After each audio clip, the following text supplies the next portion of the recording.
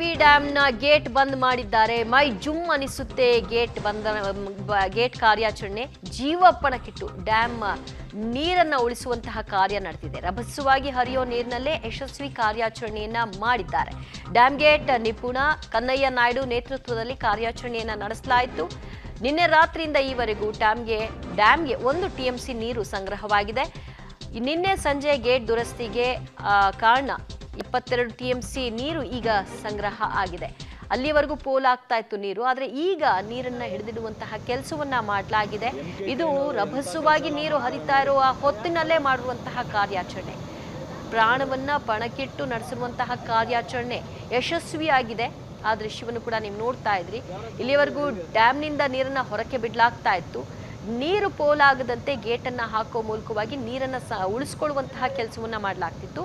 ಆ ಕಾರಣ ಈಗ ಒಂದಷ್ಟು ನೀರನ್ನ ಉಳಿಸ್ಕೊಳ್ಳಿಕ್ಕೆ ಸಕ್ಸಸ್ ಆಗಿದ್ದಾರೆ.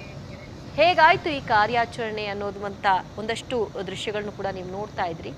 ಡ್ಯಾಮ್ ನಿಪುಣ ಕನ್ನಯ್ಯ ನಾಯ್ಡು ಅವರು ಭರವಸೆ ಕೊಟ್ಟಿದ್ರು, ಏನೇ ಆಗ್ಲಿ ನಾವು ಗೇಟ್ ಹಾಕುವಂತಹ ಕೆಲಸವನ್ನ ಯಶಸ್ವಿಯಾಗಿ ಮಾಡ್ತೀವಿ ಅಂತ. ಅವರು ಕೊಟ್ಟ ಮಾತಿನಂತೆ ಯಶಸ್ವಿಯಾಗಿ ಪೂರ್ಣ ಮಾಡಿದ್ದಾರೆ. MK ಕ್ರೇನ್ ಅವರು ಎಂಥ ಕೆಲಸ ಎಲ್ಲ ಮಾಡ್ತಾರೆ ನೋಡಿ.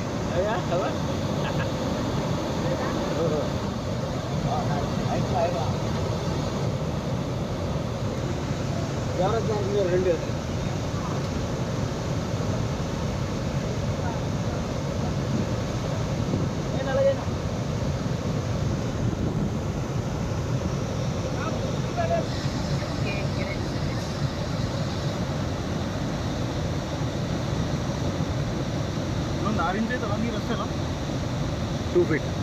ಅದು 2 feet ಇತ್ತು. MK ಕ್ರೇನ್ ಅವರು ಎಂಥ ಕೆಲಸ ಎಲ್ಲ ಮಾಡ್ತಾರೆ ನೋಡಿ.